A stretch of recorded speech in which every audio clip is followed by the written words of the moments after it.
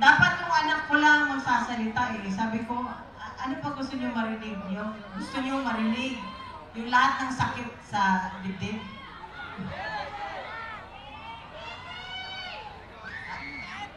Yung anak ko, baby pa sana, pero napilitan mag-mature.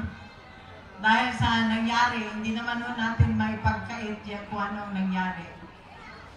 Pero ito ho talaga, sana ho tayo Pilipino,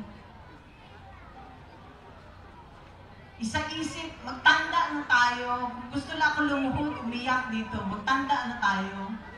Pumili na tayo ng mga taong matino, matapat, at yung magsisilbi sa bayan. Hindi pagsisilbihan ang sarili. So, nung nasa loob kami, binisita namin ang papa niya, binili niya talaga. Binili niya talaga, uulitin ulit ito ni Veronica, binili niya, suportahan niyo ang Duterte. Kung hindi, kalimutan niyo na lang daw siya.